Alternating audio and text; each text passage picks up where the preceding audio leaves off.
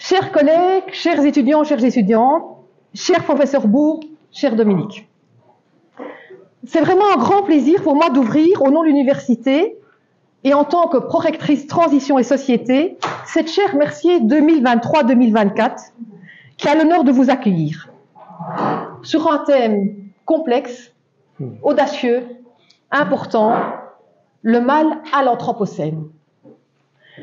Et en discutant avec mes collègues, et je suis sûre que vous avez donné la réponse, on se disait pourquoi le mal à l'Anthropocène, à l'ère de l'Anthropocène, pourquoi cette formule, mais je suis sûre que vous allez l'expliquer. Je suis heureuse de vous accueillir à plusieurs titres. D'abord, nous savons que vous êtes une grande voix intellectuelle pour réveiller, je dirais même pour secouer nos consciences face à l'urgence climatique et à l'effondrement de la biodiversité. Ensuite, vous êtes professeur honoraire de l'Université de Lausanne, qui a la pointe des questions de durabilité, et vous avez été président de la commission durabilité. Comme je vous le disais, aujourd'hui, l'Université de Lausanne et l'Université de Louvain sont main dans la main en termes de durabilité. Nous voulons être audacieux parce que nous avons une responsabilité majeure en termes d'enseignement, de recherche et de campus durable. Nous venons ainsi de clôturer l'Assemblée de la transition, l'AT60, où nous avons tiré au sort 60 personnes de la communauté universitaire pour évaluer notre plan de transition et pour aller plus loin. Et pour ce, nous avons été largement inspirés par l'Université de Lausanne qui avait déployé une telle assemblée. Je le disais, je pense, et je le répète avec force, l'université a une responsabilité sociétale et éthique majeure. Elle ne peut se limiter à dénoncer les faits. Elle doit résolument s'impliquer pour la transition. Comme université, nous devons être à l'avant-garde de la pensée de la société dans laquelle nous évoluons. Vous accueillir pour une chère Mercier, du nom du philosophe et théologien qui a fondé l'Institut supérieur de philosophie, je dois bien admettre qu'à part son nom, je ne connaissais que très peu de son histoire. Suivant les écrits de Roger Aubert, il s'agit d'un prélat d'avant-garde et surtout, son rôle a été déterminant dans la fondation de l'Institut supérieur de philosophie, dans notre alma mater. Voilà ce qu'on raconte à son propos. Nommé en 1882 pour donner ce qu'on appelait alors le cours de haute philosophie selon saint Thomas, il était convaincu que la spéculation philosophique dans le monde scientifique et positiviste du temps devait prendre son point de départ dans l'observation des faits et se présenter comme une interprétation systématique du réel, telle que les différentes sciences particulières étaient en train de le révéler. Il s'agissait pour lui d'adapter la doctrine thomiste aux conditions intellectuelles contemporaines. En particulier, Mercier avait une très vive conscience de l'importance prise par les sciences physiques et naturelles et de la nécessité de tenir compte pour aborder les grandes questions philosophiques de son temps. Il était très attaché aux méthodes d'analyse et d'observation minutieuses du réel. Quel rapport avec la question du mal à l'Anthropocène? Je ne doute pas que Dominique va aborder la critique de front, celle de la destructivité inhérente aux sciences et techniques issues de la révolution mécaniste du XVIe et du XVIIe siècle, dans laquelle la pensée de Mercier s'est sans doute aussi enracinée. Mais je sais aussi que Dominique Bourg connaît avec précision et rappelle avec insistance et pédagogie les faits scientifiques qui définissent l'ère de l'Anthropocène. Faits scientifiques qui montrent comment nous avons déjà franchi 6 des 9 limites planétaires. Ce qui menace, ni plus ni moins, les conditions de l'habitabilité de la planète, sur laquelle déjà aujourd'hui plus de 3 milliards de personnes sont déjà très vulnérables au changement climatique, selon nos derniers rapports du GIEC. Et la question du mal dans tout ça, me direz-vous? Voilà un mot qui est bien inconfortable et pas vraiment à la mode. Vous allez nous interroger sur le mal en général en opposant, et je vous cite, le jugement moral en termes de bien et de mal à l'accumulation de destructivité propre au mal radical, dont les deux figures contemporaines sont la guerre thermonucléaire et la réduction écologique de l'habitabilité de la Terre. Au particularisme du premier s'oppose l'universalité lourde du second, inséparable de ce que nous appelons aujourd'hui l'Anthropocène. Le cours créé à Louvain en 1882 par le professeur Leclerc était facultatif. Et son succès devait donc dépendre de la valeur personnelle du professeur. D'emblée, celui-ci conquit son auditoire, où les jeunes laïcs furent bientôt plus nombreux encore que les ecclésiastiques, auxquels on l'avait cru principalement destiné. C'est que Mercier joignait à une doctrine et à une large information un sens très aigu des problèmes actuels et un ton très personnel auquel s'ajoutait un don de comprendre les jeunes et de dialoguer avec eux, qui était rare à l'époque pour les professeurs d'université. Je ne doute pas, Dominique, que vous allez nous prendre par la main pour parcourir, certes, un chemin très escarpé, pour ni plus ni moins, et je vous cite, essayer de desserrer l'étau du mal radical. Je vous souhaite un très beau séminaire et je vous remercie d'avoir pris le temps de nous emmener dans ce chemin escarpé. Merci. Voilà, bonsoir à tous. Je voudrais pas vous empêcher beaucoup plus longtemps d'écouter Dominique. Je suis sûr que vous êtes impatient de l'écouter. Je voulais juste, à mon tour, après notre prorectrice, d'abord accueillir Dominique, lui souhaiter la bienvenue, lui dire que nous sommes très honorés au nom de l'ISP de l'accueillir aujourd'hui, aussi très impatient de l'écouter. Juste rappeler aussi que donc cette chaire Mercier a été créée il y a 3/4 de siècle et que Dominique est en bonne compagnie puisqu'il a été précédé par des gens comme Joël Zac, comme Hélène Bibi, mais aussi comme Axel Honnête, Emmanuel Lévinas, Yann Patochka, Paul Ricoeur. Donc, juste question de lui mettre un petit peu la pression, même si je pense que c'est pas vraiment nécessaire. Voilà, et je voulais ajouter qu'à titre personnel, le sujet qu'il aborde me tient particulièrement à cœur aussi. Et donc voilà, je passe la parole à Nathalie qui va nous présenter Dominique de manière un petit peu plus détaillée que je ne viens de le faire, puisque je ne l'ai pas fait du tout. Alors, en tant que lauréat de la chaire Mercier, tu es désormais... En tant que lauréat de la chaire Mercier, tu es désormais membre de notre université, c'est-à-dire que tu as reçu une adresse officielle UC Louvain depuis hier. Et ce rattachement, évidemment, n'est pas que virtuel, puisque nous avons eu la chance de t'accueillir dans le cadre de jurys de thèse ou bien de colloques précédemment. Et nous sommes évidemment très heureux de poursuivre cette collaboration en profitant d'un enseignement original, puisque tu nous proposes 15 heures de leçons originales qui vont paraître, je l'annonce pour tous les lecteurs impatients, aux presses universitaires de France à la rentrée sous le titre « Anéantir », avec pour sous-titre le titre des leçons de la chaire Mercier, « La question du mal à l'Anthropocène ». Alors pour ceux qui n'auraient pas la chance de connaître Dominique Bourg, je vais rapidement le présenter. Philosophe et professeur honoraire à l'Université de Lausanne. Il est, pourrait-on dire, un lanceur d'alerte ou un philosophe pressentant l'ampleur de la crise écologique et l'impasse dans laquelle nous nous enfonçons. Il amplifie en fait la prise de conscience et la vigilance après une première génération des années 70. Car désormais, il ne s'agit plus de prendre conscience, mais de comprendre et d'agir. Comprendre la complexité des problèmes interconnectés suppose un travail interdisciplinaire, puisque tu centres tes sujets de recherche sur des aspects politiques, économiques, écologiques et métaphysiques de la crise. Dès l'ouvrage de 1996, L'homme artifice, tu sors du dualisme nature-culture en soulignant que nos techniques nous rendent humains dans un processus d'exosomatisation.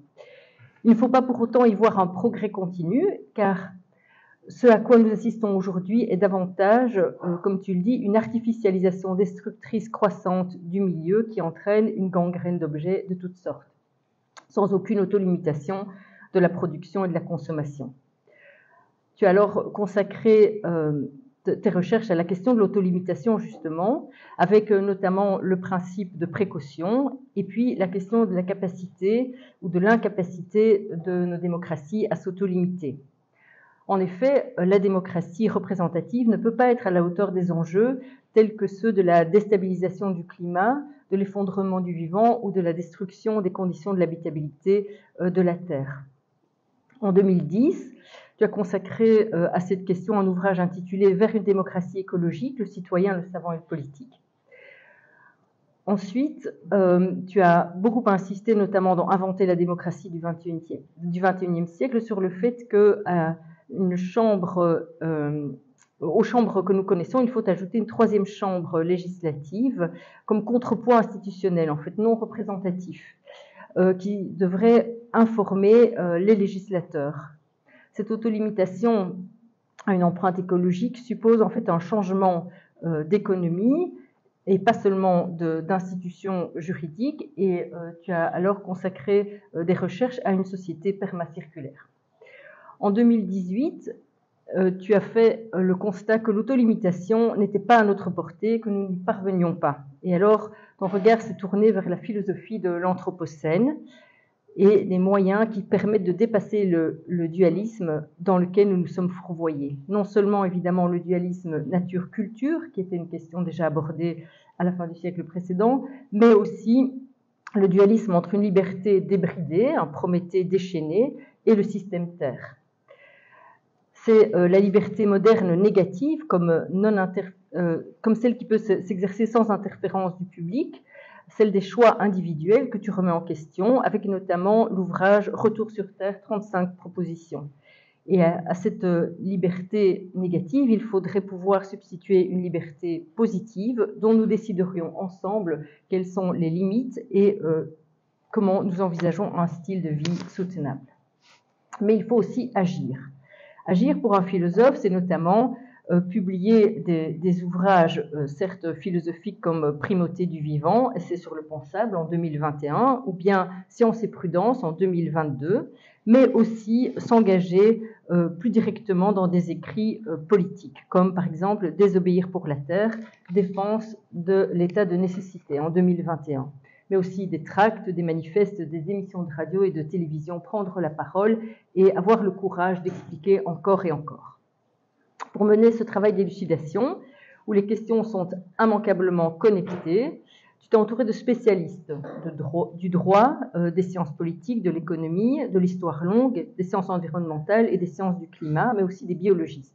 Et là, je n'en cite que quelques-uns, la liste n'est pas exhaustive. Et puis, il faut constater que cette pensée interconnectée, tu l'amènes de manière très profonde, puisque tu es capable de co-signer des ouvrages, ce qui n'est pas toujours facile et qui est une qualité rare pour les philosophes. Agir, c'est aussi éditer. Tu as un travail éditorial très important qui permet de promouvoir la pensée des auteurs qui déplacent les paradigmes mortifères. Tu diriges notamment aux Presses universitaires de France la collection Écologie en question, Nouvelle Terre avec Sophie Swatton et les classiques de l'écologie, ainsi que la revue de la pensée écologique en ligne et le dictionnaire de la pensée écologique. Pour que l'urgence de la situation soit dévoilée, tu t'engages aussi comme conseiller politique dans des commissions qui visent directement à faire bouger les lignes de notre inertie, notamment avec le Conseil fédéral du développement durable, ça c'est en Belgique, mais aussi la commission Coppens de préparation de la charte de l'environnement, avec le Conseil national du développement durable en France ou le Grenelle de l'environnement. Et bien sûr, la liste là aussi n'est pas exhaustive. C'est très très difficile d'être exhaustif, aussi bien dans la bibliographie que dans les activités politiques. Je voulais encore insister sur le fait que Dominique Bourg participe à des conseils scientifiques de l'ADEME, de la Fondation pour la nature et de l'homme, de l'organe de prospective de l'État de Vaud et la Fondation Zoein. Donc à la fois en Suisse, en Belgique et en France, les activités de conseillers politiques sont très nombreuses. C'est ainsi que ton travail est reconnu bien au-delà de la philosophie comme discipline universitaire, puisque tu as reçu aussi le titre d'officier de la Légion d'honneur et de l'Ordre national du mérite. et que tu es lauréat du prix Promeneur solitaire en 2003 et du prix Veolia du livre de l'environnement en 2015. C'est pour toutes ces raisons, pour ta persévérance philosophique, ton engagement et ton souci pour la Terre et pour lutter contre toutes les formes de violence, que les membres de l'ISP sont heureux de te confier la chaire Mercier 23-24 et très heureux de t'entendre pour tes leçons. Merci Louis. Merci à vous trois. Merci à l'Institut supérieur de philosophie pour son invitation. Alors, effectivement, après 30 ans de réflexion sur les questions environnementales, ce qui revient à une leçon des ténèbres, hein, comme vous savez, ça ne s'est franchement pas amélioré depuis lors. Du coup, j'ai choisi un thème beaucoup plus léger. Donc, évidemment, je vais vous parler du mal. Moi, on est dans le sujet. Et cette fois-ci, on ne risque pas de tomber plus bas parce qu'on va aller le plus bas possible. Donc, pour le moral, c'est excellent. C'est une sorte d'homéopathie un peu perverse. Soigner le mal par le malheur. En fait, le titre de mon intervention, c'est plutôt la question du mal aujourd'hui. Je n'ai pas repris Anthropocène. Alors, pas à l'ère d'Anthropocène, parce que l'Anthropocène, c'est une ère, je ne sais pas, en tout cas au moins une séquence. Une séquence géologique, et en plus, de toute façon, le titre a dû changer parce qu'anéantir, c'est pris par Houellebecq, enfin, oui, anéantir, c'est pris par Houellebecq, donc ça s'appellera dévaster ou dévastation, c'est bien le même livre, et la difficulté, c'est qu'en général, on prononce une conférence, on fait un livre après, moi je fais l'inverse. Le livre est déjà écrit, et la conférence vient après, ce qui fait que, du coup, il faut faire des choix dans ce qu'on a vu. J'espère que ça sera quand même cohérent. Donc, je vais tout simplement repartir, si vous voulez, la question du mal, pour arriver à la question du mal aujourd'hui, et vous allez voir évidemment que ce n'est pas sans lien quand même avec nos questions écologiques, c'est le moins qu'on puisse dire, même si ça ne va arriver qu'un peu tardivement, mais on va reprendre la question traditionnelle du mal, c'est celle de la justification du mal, c'est celle de la théodicée, inventée même bien avant que le terme ait été inventé. Le non-être des Platon, ça peut être même avant, ouais. Même parler de Parménide, ça pose problème aux philosophes. Et effectivement, quand il y a destructivité, le problème devient beaucoup plus aigu. Et la théodicée se perpétue largement au-delà de la liste des réponses qu'on a pu lui faire. Elle peut se perpétuer d'une façon implicite. C'était le cas chez Hegel, mais plus encore chez Marx, et même dans certaines philosophies contemporaines, on pourrait la trouver. D'une certaine manière, enfin pas d'une certaine manière, même frontalement, la question de la théodicée, c'était la réponse à un paradoxe qu'on trouve dès l'Antiquité, qu'on trouve dès Épicure, ça sera repris par Lactance. Là, je vais reprendre la formulation que dans la deuxième moitié du XVIIe siècle construisait le philosophe Pierre Bell. Eh bien, c'est le paradoxe, vous connaissez tous ce paradoxe, c'est le paradoxe de la puissance divine.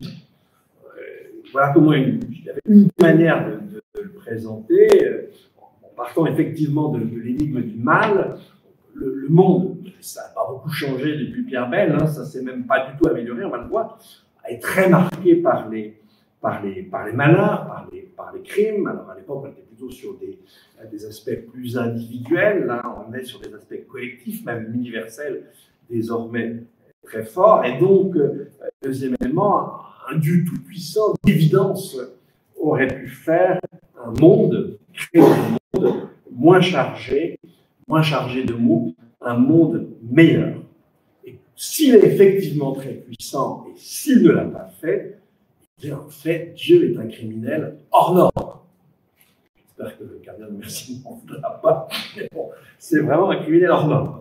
Et à ça s'ajoute en plus qu'il condamne à l'enfer, donc à des peines infinies pour des fautes finies. Ça, c'est le logicien qui devrait être absolument écœuré d'une telle posture. Si on y rajoute la précision, elle, c'est du protestantisme converti au catholicisme. En fait, la notion de Dieu est évidemment paradoxale. Et là, la première leçon que l'on peut en tirer, et vous allez voir qu'on va la redécliner en permanence, eh bien, c'est qu'en tout cas, il est très difficile, voire impossible, d'occuper le point de vue divin. Or, vous allez le voir, nous n'avons cessé de le faire. En tout cas, du point de vue de Dieu, penser sa propre cohérence est quelque chose d'impossible. soit c'est un salaud, soit c'est un impuissant, lesquels qualificatifs sont complètement contradictoires avec l'idée qu'on se fait de Dieu. Alors vous verrez que l'idée qu'on se fait de Dieu, elle est plus complexe que ce paradoxe se présente. En général, les solutions, eh bien, c'est le Dieu faible, ou alors c'est le Dieu dédoublé. Hein, pensez à Marcion, finalement, la création est le fait d'un Dieu minable. Mais rassurez-vous, il y en a un vrai derrière. Et si le vrai tolère le minable, c'est donc que quand même, il n'est pas si puissant que ça. Donc on n'en sort pas. C'est pourquoi je vous disais, c'est totalement impensable. Quant à la réponse de Leibniz, vous la connaissez. Ça pouvait encore marcher du temps de Leibniz quand on avait oublié la peste noire, mais après le XXe siècle, c'est devenu complètement insoutenable. Petit aperçu sur les postures, la question du mal, les postures contemporaines, tout en chacun a cherché à déplacer la question. Par exemple, avec Hannah Arendt et la banalité du mal, eh bien, elle a recherché à qualifier différemment la question du mal, à l'insérer dans un tissu social ordinaire, et puis la question de la banalité du mal, et à montrer que même l'horreur, l'inassumable, était entrelacée à un tissu quotidien ordinaire. Donc l'extraordinaire devient indiscernable par certains côtés de l'ordinaire. Et puis finalement, on voit revenir au XXe siècle, après Auschwitz, on va revenir en force la notion du Dieu faible. On l'avait déjà un petit peu dans l'Antiquité aussi, avec les nestoriens et la paternité du Père, mais laissons ça, on la revoit revenir à l'intérieur même des camps, à Auschwitz même, avec Eti Ilsum, et évidemment avec Antigonas, et avec effectivement la réaffirmation d'un Dieu faible. Mais je voudrais juste accorder un peu plus de temps à un dépassement intéressant, dont on n'a guère fait crédit à son auteur, c'est pas très sympathique. Il a écrit un livre et un seul livre, c'est François Ewald, de l'État-providence. Et là, il y a un déplacement de la question du mal. Il reprend les catégories lamitiennes, du mal métaphysique, l'imperfection du monde, du mal physique, la souffrance, du mal moral, car le péché, l'intention coupable. Mais, dit-il, finalement, ces trois questions-là n'ont plus l'heure d'être posées. Tout simplement parce que se substitue à ces catégories classiques une catégorie nouvelle qui est le mal social.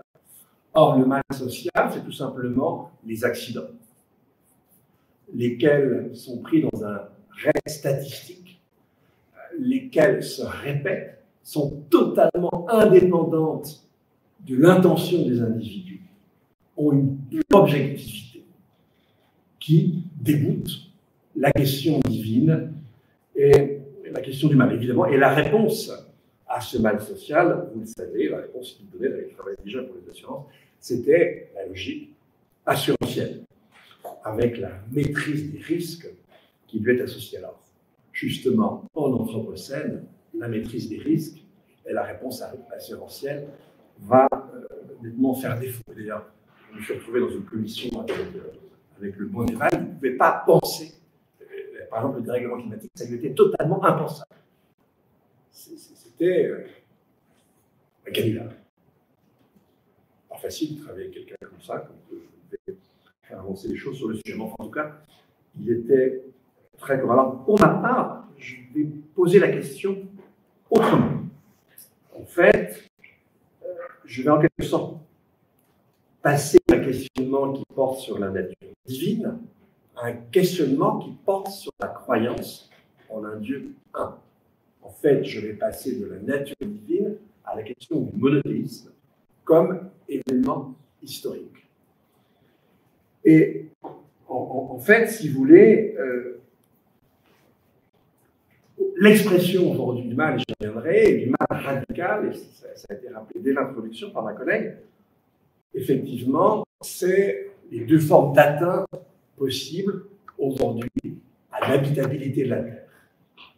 Et on va voir que le monothéisme ou les monothéismes ont peut-être un lien, c'est ce que je cherche à montrer, peut-être un lien avec précisément cette toute perspective catastrophique au sens le plus dur qui soit. une fois, la logique de destruction qui peut conduire à ces deux formes de mal radical est une logique que le monothéisme a mise en forme. Donc, déplacement de la question, la nature de Dieu, au mouvement social et philosophique de croyance qu'on appelle le monothéisme. Alors, première partie, je vais précisément m'attacher à bien distinguer, vous allez voir que là encore, le monothéisme, son nombre sera toujours là, et bien m'attacher à bien différencier la question du jugement moral, de l'objectivité des destructions et des souffrances. Vous allez voir que ce n'est pas le même problème du tout. Ce n'est pas du tout l'un et l'autre relèvent de deux manières très différentes d'aborder la question du mal.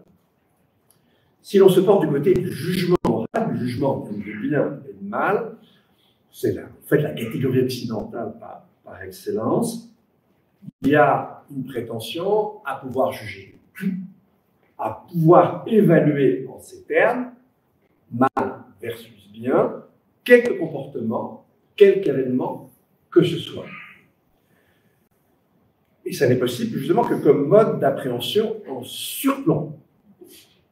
Et la prétention dérivée de l'art de la connaissance du bien et du mal, à juger de toutes choses en termes de bien et de mal, c'est une prétention universelle qui prétend pouvoir juger ainsi de tout comportement, quel que soit son cadre culturel et social. C'est bien dans ce sens-là que ça n'a de sens que comme un point de vue surplombant, dépassant toute forme de société et pouvant, en quelque sorte, la traverser. En revanche, lorsqu'on se porte du côté des événements, on verra que ça n'a de sens que lorsqu'on atteint un certain seuil, on ne part de mal que lorsqu'on arrive à un certain seuil de destruction. Je le verrai tout à l'heure, ces destructions peuvent correspondre éventuellement des souffrances. Dans les deux cas, du mort constatable, c'est très souvent lié à une série, les cascades, j'y reviendrai.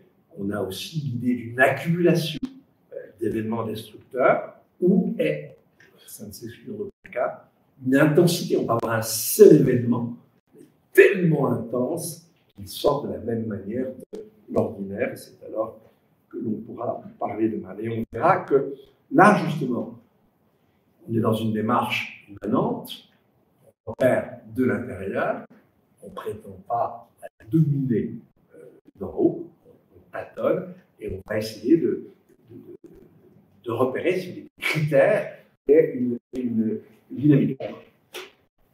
Revenons à cette question du jugement moral. Je vais partir d'un...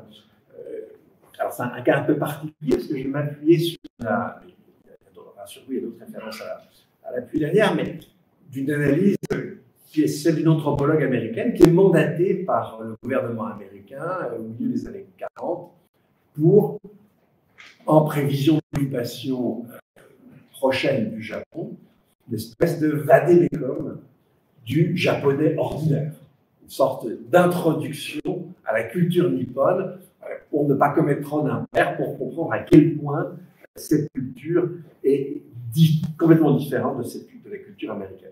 Et c'est le livre de Ruth Benedict qui était paru, donc, qui a été publié ensuite après-guerre, et qui s'appelle Le chrysanthème et le sabre. Et justement, elle commence en disant, ce qui est très étonnant pour un observateur étranger, elle ne connaissait pas très bien le Japon avant de faire son étude, et en s'appuyant sur des chercheurs qui étaient au contraire des spécialistes. Et là, lui dit, la question du mal, par exemple, référée au jugement moral en termes de bien et mal, est totalement étrangère à la société et à la culture japonaise. Il n'y a absolument aucun sens. Tout simplement parce qu'il n'y a pas du tout au Japon d'obligation transversale, ça n'a aucun sens. Les obligations sont attachées à la posture hiérarchique qui est la vôtre, soit dans la famille, soit dans la société. Il n'existe aucune obligation transversale. Et donc, effectivement, l'idée d'un jugement transversal en termes de bien et de mal n'a, dans cette société, absolument aucun sens. si on veut absolument parler de jugement moral, eh bien, encore une fois, il est intracatégoriel. Il va renvoyer chaque fois à une posture particulière, et il n'y a pas une morale de la vie, il n'y a pas une morale de la société, elle change en fonction de la place qu'on occupe au sein de l'une ou au sein de l'autre. Et si on regarde, par exemple, du côté de la guerre, c'est assez intéressant, puisque là, on est vraiment justement en situation de guerre, et elle montre la différence qu'il y a entre la posture américaine. D'ailleurs, dans la Constitution américaine, la fonction de l'armée nord-américaine, c'est de permettre le commerce le plus ouvert possible. À l'échelle de la Terre, à l'échelle du globe, c'est universel. Les Japonais, ça n'a pas de sens. Pour eux, leur vision du monde est une vision éminemment régionale. Et il n'y a aucun doute à leurs yeux qu'ils sont la puissance dominante dans la région. Et c'est complètement contradictoire avec l'idée d'ouverture universelle au commerce produit par les Américains. Et en général, ils s'étonnent, ils ne comprennent pas que les pays qu'ils vont militairement soumettre ne les accueillent pas en chantant. Pour eux, c'est absolument normal que, si vous voulez, ils ont la vision des rapports internationaux qui est complètement calée sur leur vision interne, et une vision hiérarchique. Le seul problème étant que ce sont eux qui occupent, évidemment, vous en doutez, le dessus de la hiérarchie. Là, il est absolument impossible de entrer dans la compréhension de cette société avec cette exigence d'un jugement uniforme, moral, en termes de bien et de mal, avec des critères qui seraient en quelque sorte pratiquement démarqués du ciel. Et si je regarde, il y en a d'autres exemples, dans le livre même, il y en a beaucoup d'autres, mais je vais prendre celui de ce qu'on appelle le perspectivisme amérindien.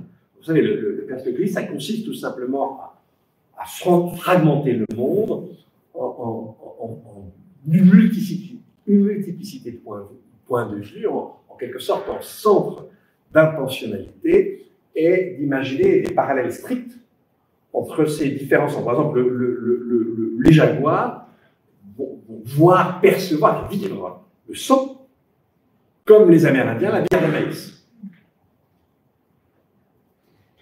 Donc, il va avoir une sorte de jugement au second degré, mais à condition d'accepter cette pluralité de points de vue. Les vautours vont voir les vers de la viande putréfiée comme nous, les poissons grillés.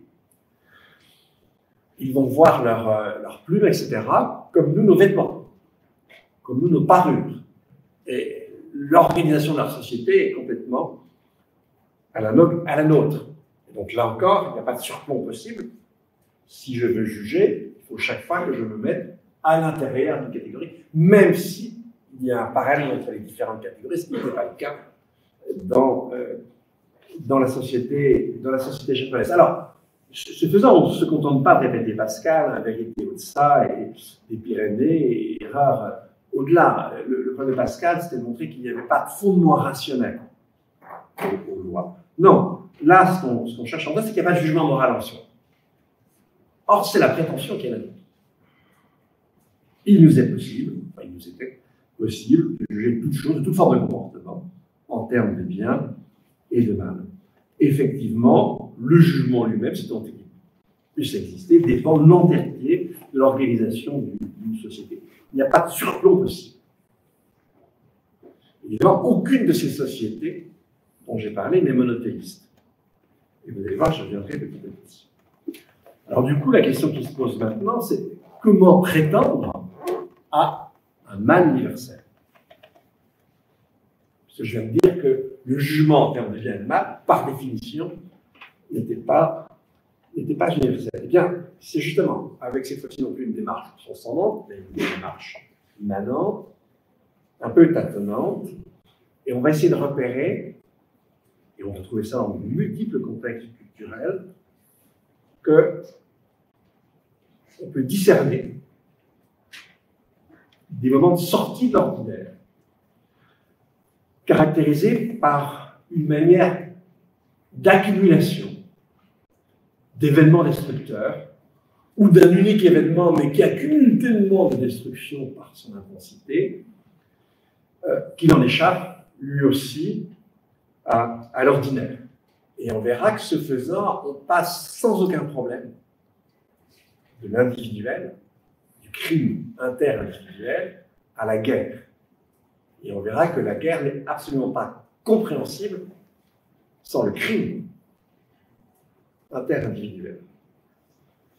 Et donc, le mal, c'est ce qui excède l'ordinaire, ce qui excède la mesure, ce qui relève de l'arbitraire, et chaque fois, soit selon la série, soit selon l'intensité, ou pourquoi pas, selon les deux. Et que très vite, on voit se dessiner une espèce de dynamique de la destructivité. Elle est comme la montée aux extrêmes, il semble ne pas avoir de borne. On va prendre des exemples très différents. Si vous lisez par exemple le livre du début des années 70 de Jean Salas, jeune philosophe, mais qui faisait sa thèse d'anthropologie sur la sorcellerie dans le bocage mayennais, normand. Et effectivement, ce qu'elle met en évidence, c'est que jamais quelqu'un ne va se dire qu'on croit au mal. En fait, quelqu'un d'autre, c'est toujours un tiers qui vous indique qu'en fait, on vous a jeté un sort. Et si le tiers vous indique qu'on a jeté un sort, c'est parce que son boulot, c'est précisément d'être désorceleur. Et donc, à chaque fois, on va noter l'accumulation d'événements. Ça va être, par exemple, en général, ce sont plutôt des agriculteurs, donc c'est le bec qui tombe mal en série, ça peut commencer par les lapins, ça finit par les vaches. L'imaginez le coût économique n'est pas le même, ça va être votre entourage familial, etc. Les mots s'accumulent, se répètent et croissent en quelque sorte en intensité. Et l'exemple par excellence, c'est le livre de Job. Et là, évidemment, le mal apparaît comme ce qui vous tombe dessus, comme ce que vous n'avez nullement cherché. Job, au contraire, c'est le plus saint des hommes. S'il y en a bien un à qui malheur ne devait pas arriver, c'était bien lui. Il va tous prendre sur la tête. Des plaies économiques jusqu'à la disparition de ses enfants, avec l'effondrement du toit de sa maison, et jusqu'à une maladie de la peau qui le fait horriblement souffrir. C'est l'arbitraire absolu. Et les mots qui tombent sur Job sont le fruit d'un pari entre Satan et Dieu. En l'occurrence, je vais trouver que Dieu n'est pas très malin. Il a laissé, pour le coup, toute la malice au malin, qui roule dans la farine comme c'est pas possible. Et franchement, il est totalement indifférent au mot en cascade qu'il inflige à ce pauvre Job. Et effectivement, vous trouvez ce schème, pas simplement dans l'anthropologie, sur l'étude sur le chamanisme, etc. Vous le trouvez partout, y compris dans la littérature occidentale. Donc, l'accumulation, la répétition, c'est vraiment le motif de la sortie de l'ordinaire et c'est le signalement du fait que l'on a à faire mal. Et la deuxième caractéristique, mais encore une fois, vous l'avez vu, qui peut se recouper, par exemple, dans l'accumulation, le type de victime, on monte, par exemple, en intensité. Et là, on va trouver en quelque sorte, chez le marquis de Sade, la meilleure analyse qui soit. Il fait dire à un des personnages dans Juliette, volume 3 de la Pléiade, à Madame de Clerville, quel pourrait être le crime idéal, le crime parfait. Et vous allez voir que le crime idéal passe largement la sainte intersubjectivité. Eh bien, ce serait d'infliger un désordre qui put s'étendre au point qu'il entraîna une corruption générale ou un dérangement si formel qu'au-delà même de ma vie, l'effet s'en prolongea encore. Et c'est à corréler à la remarque d'un autre personnage des mêmes écrits, Saint-Fond, on vient bien en quelque sorte, finalement, Dieu n'a créé le monde que pour pouvoir y déployer le mal. Et donc le crime parfait, le summum du crime, c'est effectivement un crime qui pourrait, comme le fait Dieu, embrasser la totalité et la globalité même du monde. C'est un crime dont l'intensité finirait en quelque sorte par décréer la création, par réintroduire le chaos dans la création. J'insiste par là, décréer. Et c'est précisément ce que l'on appelle, alors dans un sens qui n'est pas du tout conscient pour nous cette fois, le mal radical. Lequel mal radical n'est conçu que plusieurs siècles plus tard, que durant le XXe siècle. Et l'expression du mal radical, c'est-à-dire le mal qui va porter le chaos à l'échelle la plus globale, et donc à l'échelle la plus universelle, eh bien c'est les deux formes de crime que nous avons en quelque sorte inventées durant ce siècle. Vous voyez que le crime fantasmé par l'individu, le crime le plus global qui soit, la transition se fait en quelque sorte en douceur, et c'est la destruction de l'habitabilité de la Terre, c'est le retour de la Terre à une forme de chaos par rapport à la complexité et à la diversité de la vie, soit par un conflit thermonucléaire, dont la conséquence serait eh bien, un ralentissement tel de la photosynthèse par les poussières déplacées que la vie, au moins dans l'hémisphère nord, comme bon, si on a fait dans le nord, pourquoi pas la prolonger dans le sud? Il y a assez de vecteurs pour ça. Et donc, oui, on pourrait avoir une forme de décréation, de remise au chaos de la planète Terre. Et je reviendrai tout à l'heure, quand je parlerai de la dissuasion, on est chaud. Il y a eu plusieurs fois des accidents où on a arrêté le jeu nucléaire in extremis. On y reviendra, mais tout est fait, en quelque sorte, pour que ça soit à l'avenir possible. Je dirais ce qui m'amène à ça. Et puis, la deuxième forme, deuxième possibilité pour jeter en quelque sorte le chaos sur Terre, eh bien, c'est les effets du consumérisme. C'est le franchissement des limites planétaires. Je donne un exemple très très simple, je vous invite à aller voir ce film. C'est une manière d'illustrer une toute petite partie des limites planétaires, mais si vous allez voir La rivière de Dominique Marchais, on comprend très bien ce que fait la modernité. Tout simplement, on dispose d'une telle énergie, d'une telle capacité à transformer, que chaque action qu'on peut faire dérégule un ordre spontané. Ça commence tout simplement par l'utilisation de pesticides. Lesquels pesticides, avec leurs effluents dans la rivière, c'est une rivière d'ours, il y a rien qui n'est pas du tout une rivière avec des bords industriels, sauf du fleuve. Mais et donc là, première chose, les écrevisses vont disparaître.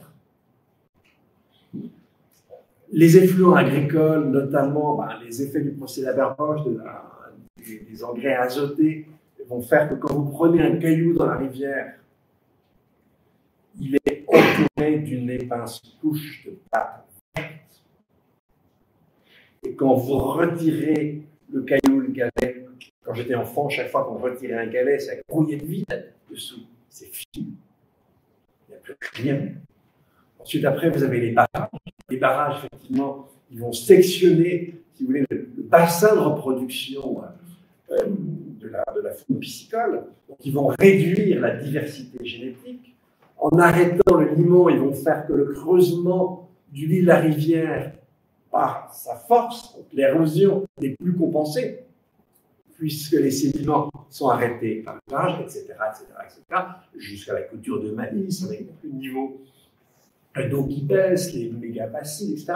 Donc, toutes les opérations que nous faisons, compte tenu de l'énergie dont nous disposons, vont détruire la régulation. Et en fait, la seule solution qu'on aurait, c'est la leçon, si vous voulez, des limites planétaires. Il faut renaturer. Il faut, ce serait compliqué, c'est pas ce que je vais dire aujourd'hui, mais réharmoniser vis-à-vis du fonctionnement des écosystèmes nos manières de penser, nos connaissances, nos savoir-faire, etc. Donc, l'on décrée. Nous sommes une puissance de chaos. Et vous le savez, on a parlé tout à l'heure du climat. Aujourd'hui, la première bataille du climat, celle des 1,5, 2 degrés, 1,5, elle est perdue. Celle des 2 degrés, on a fort peu de chances de la gagner, restera celle de l'après 2 degrés. Mais ça vous indique le degré de destructivité que nous aurons déjà engendré. Et si l'on regarde, si on revient au lien entre le crime et la guerre, évidemment, le crime ordinaire, c'est ce dont on lève l'interdit en temps de guerre. Là où vous ne devez pas tuer, vous avez obligation de tuer. Et ça ne s'arrête pas là. Et vous l'avez en grandeur nature avec la Russie d'aujourd'hui, mais je vais tout à l'heure vous parler de l'Allemagne nazie. Dans le journal d'un voleur, Jean Genet raconte son arrivée en Allemagne dans les années 30. Jean Genet, ce n'est pas quelqu'un au comportement tout à fait standard, en tout cas en termes d'honnêteté. Et donc, quand il arrive en Allemagne, il est heureux. Il dit, c'est extraordinaire, c'est l'Allemagne des années 30, 34, 35, 36. Il dit, ce pays est extraordinaire, c'est un camp de bandits.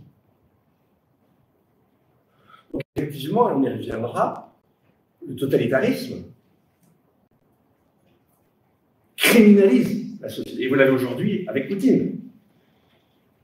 La Douma a fait passer une loi selon laquelle, si vous êtes serial killer, mais si vous allez passer quelques mois sur le front, et si par miracle vous en revenez, eh bien, il vous arrive ce qui vous arrivait autrefois quand vous étiez jugé par l'Inquisition, quand vous en sortiez vivant, rassurez-vous, c'était rare, mais en tout cas, à partir de ce moment-là, vous ne pouvez plus être jugé. Eh bien, c'est ce qui arrive pour les prisonniers, enfin, les ex-prisonniers russes. Et évidemment, on constate déjà maintenant le taux de mortalité. Mais regardez la société nord-américaine. Vous avez un candidat aux élections qui a 91 chefs d'inculpation et vous avez 75 millions d'habitants qui sont fanatiques et qui vont voter pour lui. Ils votent sciemment pour un menteur, un criminel, facho, il a voulu même. C'est extraordinaire. Et il le dit lui-même, si je tuais quelqu'un sur la 5e avenue, je ne perdrais aucune électrice, aucun électeur. Ok. Donc, si l'on pousse à l'extrême l'accumulation des destructions, si l'on en pousse à l'extrême l'intensité, eh bien, on débouche sur, effectivement, la remise en cause, la destruction de l'habitabilité de la planète. Et là, pour le point qu'on peut dire, c'est que je ne parle pas de dégradation, je parle de dommages transcendantaux. Parce que c'est des dommages qui concernent les conditions de possibilité du déploiement de la vie sur Terre. Voilà, dans le genre universel, vous ne trouvez pas mieux. Si effectivement la Terre est difficilement habitable, s'il devient difficile pour les sociétés de s'y développer, et encore plus de s'y épanouir, le moins qu'on puisse dire, c'est que là, on est au-delà de la relativité des jugements, et on touche l'universel dans ce qu'il y a de plus dur, avec cette espèce de crime transcendantal que sont ces deux expressions du mal radical. Et puis évidemment, c'est même rendre impossible jusqu'au jugement lui-même. Et en fait, on le voit, et on va beaucoup mieux le comprendre, eh bien, ce crime il n'est possible que par un point de vue de Sirius par rapport à la Terre. Il faut se situer là où les sciences nucléaires et nos sciences et nos techniques nous situent. On va y revenir. Par-delà, en tout cas en apparence, par-delà. Alors, pour bien montrer maintenant le lien qu'il y a entre ces deux formes de crime et puis justement la logique monothéiste, eh bien, on va s'intéresser désormais à l'anatomie du mal. Ça marche comment? Et pour ce faire, on va descendre d'un cran. On va laisser pour le moment le crime, ces deux formes de mal radical. On va être un mal qui est déjà pas mal radical, je vous rassure, mais en quelque sorte un cran en dessous. Et on va s'intéresser à la dynamique et à la logique des totalitarismes du XXe siècle. Et on va voir, je prends d'un côté le nazisme et de l'autre le stalinisme, et on va voir que l'on a en fait la même logique à l'œuvre. Première chose, premier fondement d'un système totalitaire, c'est la restriction de la règle d'or. Vous en souvenez, la règle d'or, ne fais pas à autrui ce que tu ne voudrais pas qu'on te fasse. Règle dont on trouve la manifestation dans toutes les sagesses et toutes les religions, en général en la foi, avec des restrictions relativement notables, mais quand même, probablement avec un ancrage biologique lié à l'évolution. Il y a toute littérature là-dessus, je m'y réfère en livre, je ne vais pas le faire maintenant. Et donc, en fait, l'idée, justement, c'est, on va le voir à partir d'un surplomb, de réduire l'aire de validité de la règle d'or. C'est-à-dire, là où j'ai à me conformer à la règle, ce n'est plus désormais que pour une catégorie bien particulière d'individus. Et encore une fois, pour le faire, j'ai vraiment besoin d'un raisonnement fort et puissant. Parce qu'on pourrait voir dans la règle d'or une sorte de surplomb d'empêchement. C'est ce qui est conçu pour m'empêcher de nuire à autrui. Et donc il faut pouvoir violer cette règle et la ramener à une aire de validité plus faible. Et c'est, ce qui caractérise vraiment la condition humaine, c'est que, en fait, je ne peux jamais commettre quelque chose qui peut m'apparaître illégitime. Excusez-moi, je ne peux jamais commettre quelque chose qui va m'apparaître illégitime si je ne suis pas capable, au moins d'une certaine manière, parfois oiseuse, de le légitimer. Vous en avez l'expression la plus claire dans la fable de La Fontaine sur le loup et l'agneau. Vous vous en souvenez, le loup veut vraiment croquer l'agneau, il commence à lui dire qu'il trouble son eau. L'agneau n'est pas complètement idiot, il dit bah, écoute, Seigneur loup, tu es à l'amont et moi à l'aval, comment veux-tu que je trouble ton eau? Alors c'est comme dans les campagnes électorales, hein. L'argument ne fait pas mouche. Et ici, c'est pas toi, c'est ton frère, j'ai pas de frère, alors c'est ton cousin, vous connaissez la suite. Mais ce qui est important, c'est que le loup est tout à fait humain. Ok, le raisonnement oiseux, mais il a l'obligation de le tenir. On ne viole pas facilement, on ne viole pas impunément la règle d'or. Et les nazis, d'ailleurs, l'ont fait. Alors, revenons au nazisme. Le nazisme, c'est une approche par la race et par la pureté de la race. Et pour reprendre l'expression d'un historien français, de Johann Chapoutot, c'est vraiment une révolution culturelle. Le nazisme ne va rien inventer, il va reprendre des éléments qui sont dans la culture occidentale, mais il va en quelque sorte les nouer entre eux, les resserrer et en faire une logique dangereuse. La destination, le but, la destinée du nazi, c'est de retrouver, les nazis eux-mêmes savent que c'est très difficile et qu'il faut qu'ils fassent des compromis dans un premier temps, mais c'est retrouver le sauvage nordique. Donc c'est à la fois un homme nouveau, puisque ce n'est pas l'homme qui existe, il est judéo-chrétien, il est soumis à l'interdit de ne pas faire du mal à la veuve, à l'orphelin, et au contraire, on va lui dire tu dois tuer la veuve et tuer l'orphelin. C'est pas simple. Et donc tout ça, pourquoi? Eh bien justement, pour produire un homme nouveau, mais cet homme nouveau, c'est une sorte de résurgence du nordique archaïque. Et à l'opposé de cette race allemande, qui est vouée à revenir à ses origines sauvages, eh bien, il y a la non-race, d'origine orientale. C'est le juif. C'est lui qui est porteur de la morale, c'est lui qui est porteur de l'interdit, etc. Et lui, c'est la non-race. Et donc, effectivement, pour pouvoir légitimer ça, il faut trouver quelque chose de plus reculé, de plus en amont, un surplomb par rapport justement aux traditions religieuses, aux traditions judéo-chrétiennes, et c'est la science, évidemment. Comme dit Simone Weil dans l'enracinement, même le missionnaire dans les années 30, il n'arrive pas à convaincre avec son Dieu, il convainc la technique, et avec la puissance occidentale.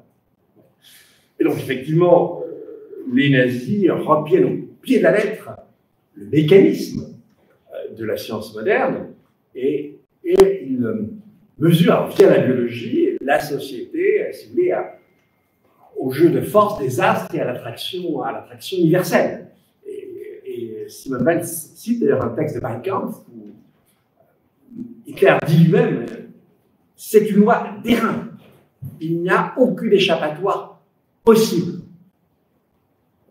La race allemande est prise dans un jeu de rivalité avec d'autres races pour l'accaparement des ressources.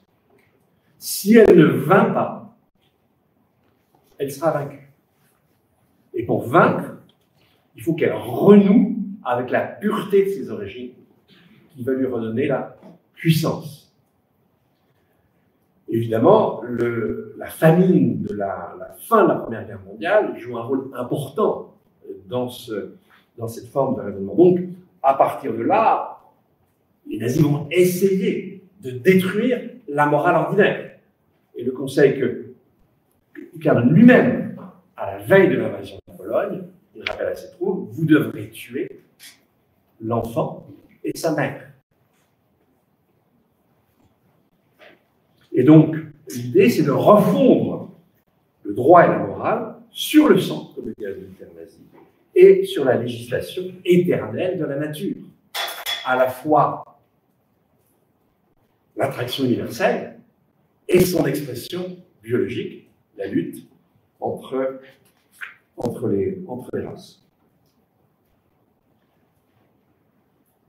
Et donc, on va retrouver en quelque sorte un double surplomb, et on y reviendra. On a le surplomb scientifique qui permet de légitimer le fait de contredire la morale ordinaire, et puis on a le surplomb de la conduite par le Führer lui-même, du changement, du peuple allemand. Si vous regardez du côté du stalinisme, c'est rigoureusement la même chose, sauf que cette fois-ci, à la lutte des races se substitue la lutte des classes. Mais en fait, c'est vraiment la même chose. Et donc, là aussi, il s'agit de produire un homme nouveau. Là aussi, il y a des points d'archaïsme, parce que cet homme nouveau va devoir renouer avec la plénitude non développée des sociétés initiales, du communisme primitif. Là aussi, il y a un surplomb avec les sciences. Et cette fois-ci, là aussi, c'est le mécanisme, mais cette fois-ci, le mécanisme dans sa phase sociale, avec le matérialisme dialectique qui donne les lois de l'histoire, lequel matérialisme dialectique, si vous voulez, interdit toute posture morale transcendante. Il n'est de droit ou de morale qu'en situation de rapport de force entre les classes. Et donc, la loi de l'histoire transcende toute forme de jugement moral. Sans ça, évidemment, vous n'auriez pas les horreurs du communisme réel. Et donc, l'objectif est rigoureusement le même, c'est de détruire la morale ordinaire, et donc la règle d'or, et notamment, tu ne tueras pas, pour lui imposer une morale nouvelle associée à la lutte des classes. Alors, ça sera poussé à la caricature. Le temps avant, je n'ai pas le temps de développer, mais vraiment à la caricature par Mao. Alors, Mao lui-même dit en toutes lettres, moi, la règle d'or, c'est très simple, les amis, j'ai toujours fait le contraire. Ça a le bénéfice de la clarté. Alors, Et là aussi, on va retrouver ce double surplomb, la science d'un côté et par ailleurs, Staline, qui est l'interprète en chef des lois de l'histoire. Les seules différences, elles ne sont pas bon, effectivement, Hitler traitait Staline de félin, il ne comprenait pas. À part l'épisode des longs couteaux et les quelques Allemands mis en camp de concentration, l'effort meurtrier des nazis, ce sont sur les autres races. Et la visée même du nazisme, c'était une société sans police, de pure camaraderie SS, pas de dessin. Et donc cette camaraderie, c'est telle qu'on n'aurait même pas besoin de police. Il n'y aurait qu'une force armée, avec donc en fait même d'anciens nazis, d'anciens soldats, colons aux marges de l'Empire. Et de même que la visée stalinienne, c'est le communisme, alors, au sens marxien du terme. Et donc, dans un cas, effectivement, on a l'ennemi intérieur, dans l'autre, on a l'ennemi extérieur, mais il y a une autre, et je n'ai pas trop le temps d'élever, mais il y a une autre différence qui est assez intéressante, c'est que, si vous voulez, dans le fait de détruire la règle d'or, il y a toujours un jeu de proximité et d'abstraction. Un historien comme Jérémy Foy a montré, par exemple, que les massacres de Saint-Barthélemy, et il s'est inspiré du Rwanda, les massacres de Saint-Barthélemy sont commis par des gens qui connaissent les gens qu'ils assassinent. Donc, il faut toujours un jeu entre le proche et le lointain. Vous devez connaître votre ennemi, mais vous devez pouvoir l'abstraire. Que vous parliez de juif ou de bourgeois, ou de kulak, ce sont deux abstractions. Et le fait qu'il s'agit d'abstraction, c'est très fort. Vous devez araser les particularités individuelles, de telle sorte que vous puissiez tuer. Et là, il y a une différence très nette entre ces types de dictateurs. Hitler, si vous voulez, ne met jamais la main à la pâte. Et Kershaw, dans sa biographie d'Hitler, c'est pas une biographie géniale, elle est très positiviste, mais il y a un leitmotiv qui revient sans arrêt, c'est agir en direction du Führer. Là où le stalinisme va vous dire jusque dans les moindres détails ce que vous devez faire, le nazisme est beaucoup plus subtil et vous demande d'imaginer de faire ce qu'aurait fait le Führer. C'est beaucoup plus subtil et ça va donner après-guerre, ça je renvoie mon camarade Chaputo, ça va donner après-guerre le management moderne. Et celui qui va créer le management moderne, c'est Rainer Höhn. Et Rainer Höhn, durant l'ère nazie, est général SS, chargé par Hitler de mettre au point ce que les marxistes auraient appelé le dépérissement de l'État. Évidemment, il n'arrivera pas à mettre en œuvre son programme jusqu'à la fin, il va se recycler donc en devenant en manière du management, et il va le mettre en place d'une manière dans les entreprises. Alors, on pourrait redire, on pourrait remonter chaque fois les étapes. Donc, on a une sorte de délégitimation du surplomb d'empêchement, la règle d'or initiale.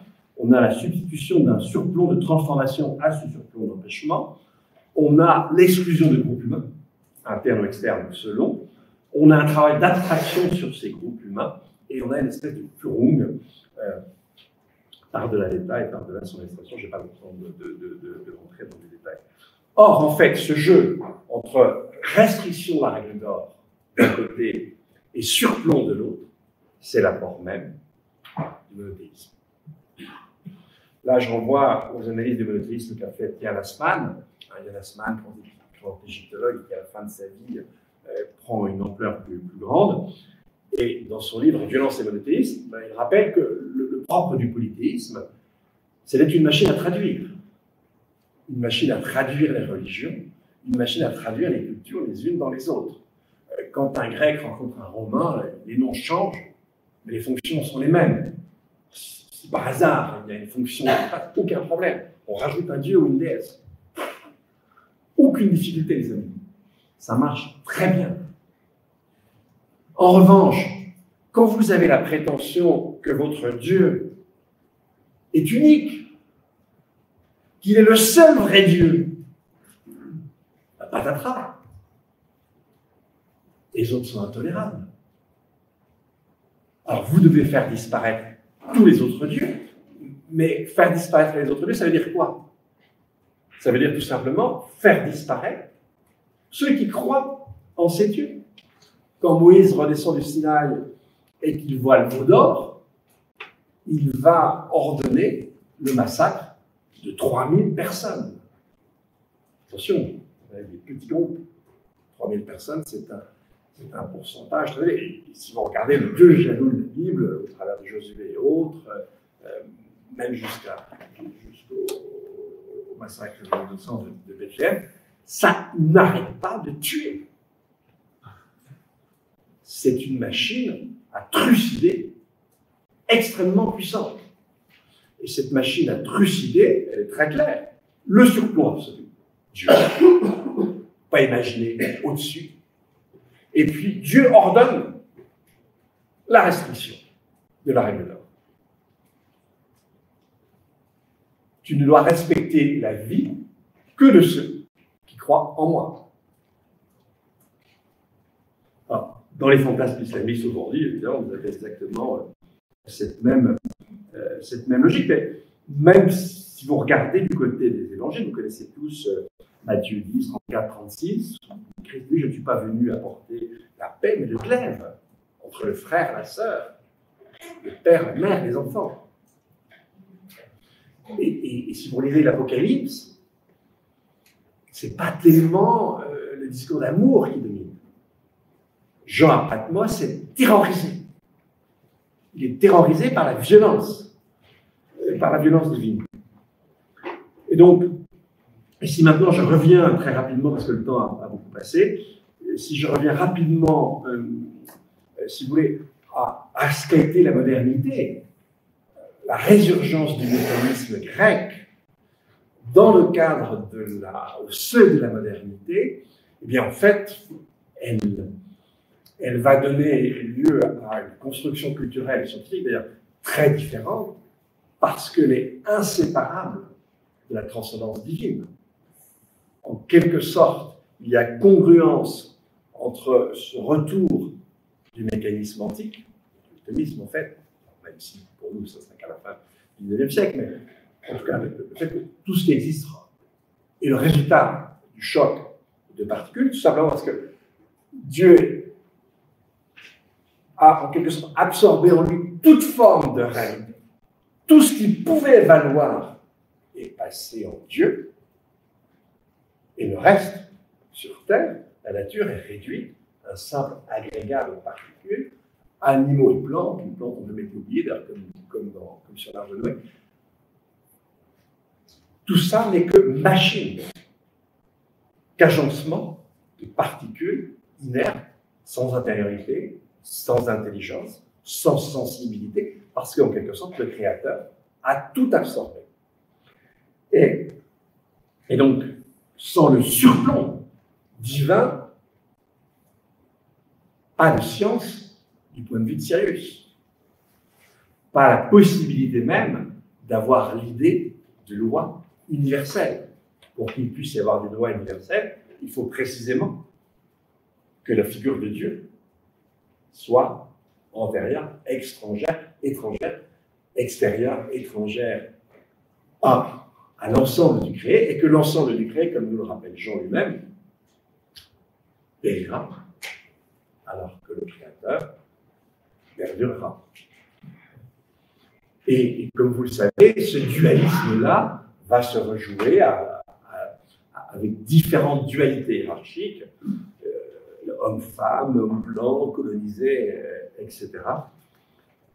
Et en fait, pour vous montrer comment les choses se font, je voudrais revenir sur le lien entre le surplomb, la règle d'or, et la dissuasion nucléaire. Et vous allez voir qu'on ne peut absolument pas les séparer. Si je prends la logique même de la dissuasion nucléaire, c'est l'inverse de la règle d'or. Le commandement est alors d'infliger le maximum de destruction à la nation opposée. Cette fois-ci, je n'arrête pas la violence en m'empêchant, ne fais pas aussi, ce qui ne veut pas que te fie, mais je m'empêche en maximisant la violence. Donc, la logique même de la dissuasion, c'est une inversion de la règle d'or Et vous allez voir que le surplomb est indépassable. Il ne vous a pas échappé que les nations nucléaires sont toujours soit des dictatures, soit des régimes présidentiels. Parce que la dissuasion nucléaire doit se décider extrêmement rapidement. Si vous devez avoir un débat parlementaire, il n'y a pas de dissuasion nucléaire. Pour qu'il y ait une dissuasion nucléaire possible, il faut qu'un seul puisse prendre la décision. Vous avez déjà vu le type qui suit Poutine avec sa mallette, mais vous avez la même chose en France, vous avez la même chose aux États-Unis. Le seul cas assez curieux, c'est l'Angleterre. Mais l'Angleterre n'est pas une vraie puissance nucléaire. Elle n'a la clé nucléaire d'aucune de ses armes nucléaires. Elle la partage avec les États-Unis.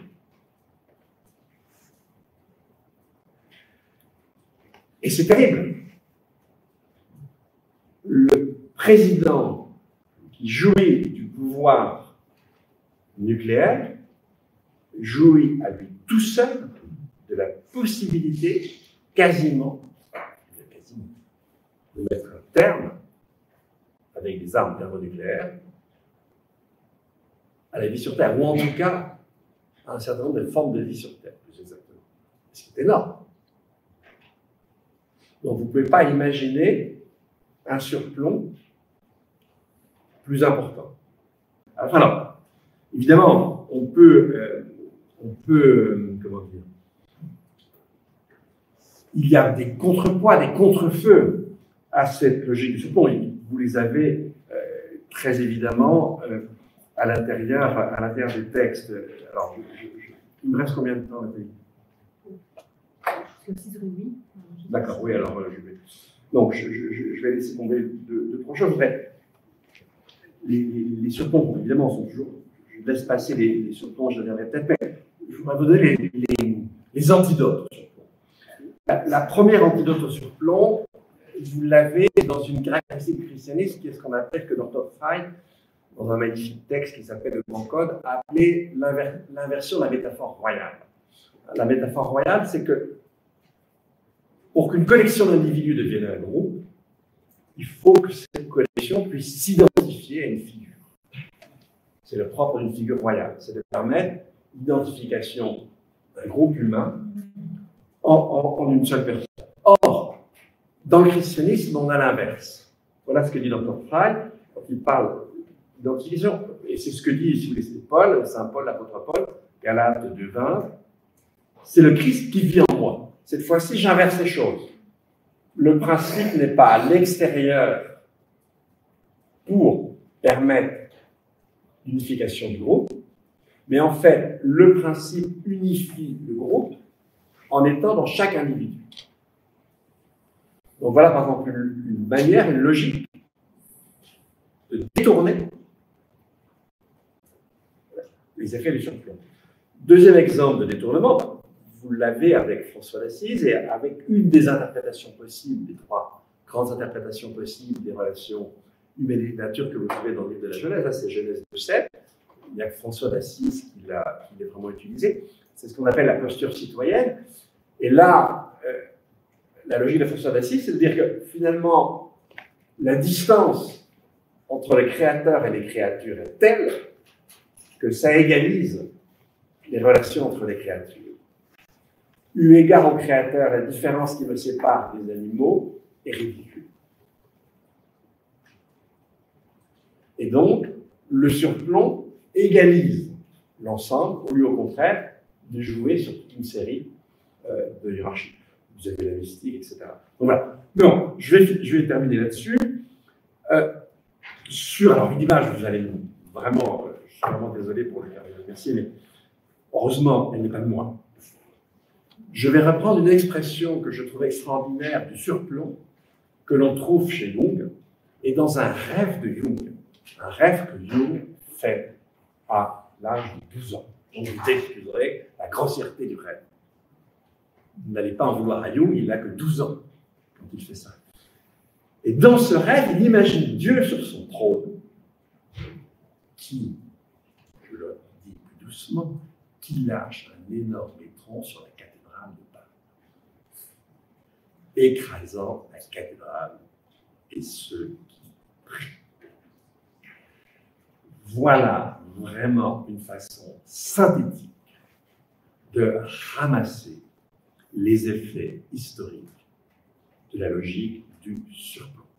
En d'autres termes, Dieu, au travers d'un monothéisme, lu, c'est d'ailleurs, on a vu qu'on ne peut dire autrement, Dieu se soulage sur nous depuis des millénaires.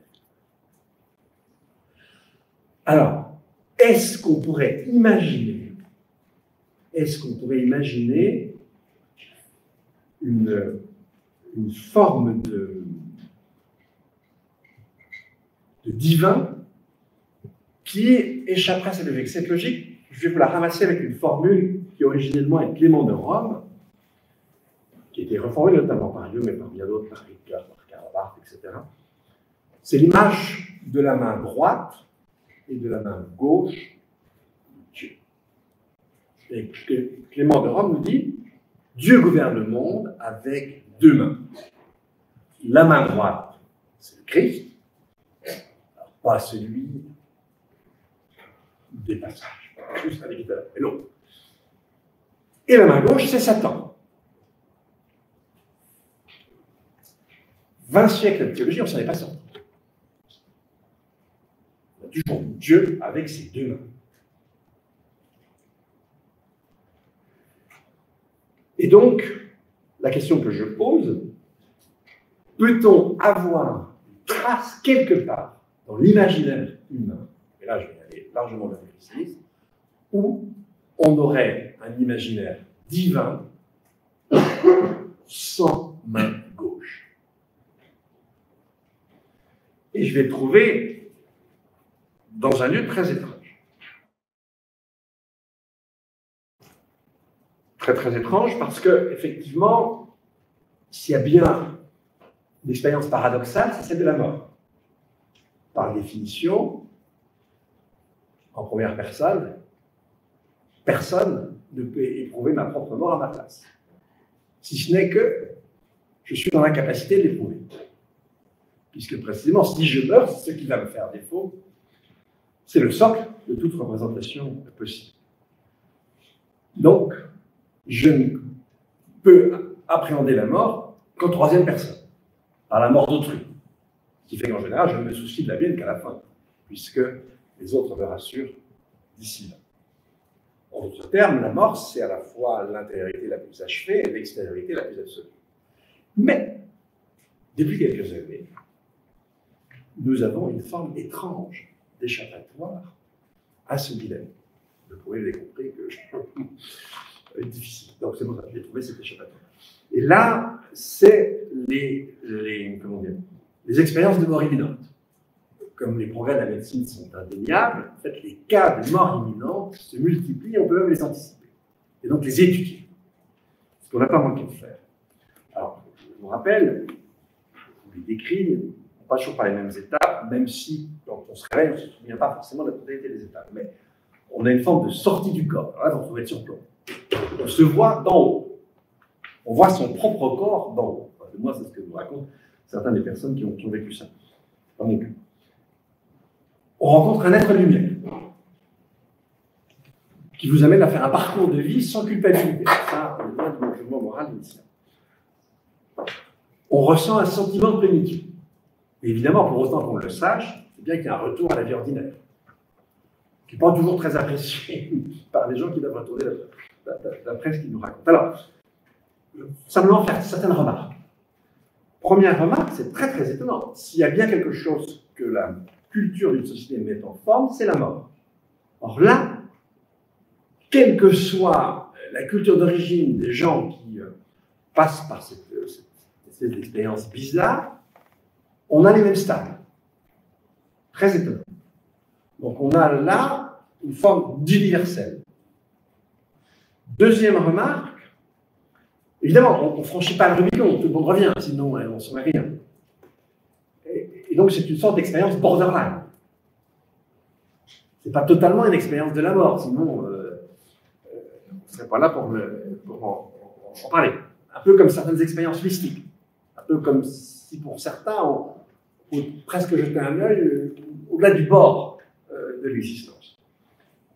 Et puis, c'est très étonnant, cette histoire de justification de l'existence, comme si nos existences répondaient à une mission. Bon, étonnant. Et autre trait étonnant, quatrième trait étonnant, c'est compatible avec toutes les religions. Les gens qui ont ce genre d'expérience ne changent pas de religion. Ils adaptent leur expérience à leur religion initiale. Mais attention, par rapport à mon histoire de ma droite et de ma gauche, c'est quand même un sacré correctif puissant. Et je vais y revenir. Et surtout, et c'est une sorte de révélation diffuse, universelle, sans médiation, sans manipulation possible. Étonnant. Extrêmement étonnant. Et c'est la seule expérience que l'on ait univoque du divin. Il y a un certain pourcentage de cette expérience qui se passe mal, 10 à 20%. Mais quand ça se passe mal, c'est pas comme sur le tympan de Conque, hein, vous voyez pas un horrible diablotin à la place des lettres de lumière. Vous restez comme pris dans une antichambre. Très, très étonnant. Ne me demandez pas, est-ce que ces expériences sont vécues, est-ce que c'est un imaginaire même? Vous aurez des arguments dans les différents sens. Effectivement, il y a des cas d'observation où la personne observait quelque chose qu'elle ne pouvait pas voir. De toute façon, avec les cours, c'est un cas relativement plein, donc pour voir, c'est pas très facile. Et il y a d'autres expériences où, alors il y en a une très étonnante, c'est un soldat américain canadien qui croit avoir fait exploser une grenade, qui vit une expérience de mort imminente et la grenade n'a pas explosé. Donc je ne me prononcerai pas, si vous voulez, sur le caractère ontologique de ce genre d'expérience. Pas besoin de ça ici. M'intéresse l'univocité. C'est la seule trace, vous pourrez aller fouiller tous les traités d'anthropologie de la Terre, c'est la seule trace d'univocité. C'est très étonnant. Alors évidemment, je n'ai plus le temps de développer le cadre d'interprétation pour donner un sens à ça, ce que je fais dans le livre. Et alors comment j'y suis, ça peut-être pas dédié à des notions de dévastation, mais voilà, j'essaie de donner un cadre plus général. C'est mon Taser et j'en suis désolé, donc merci de votre attention.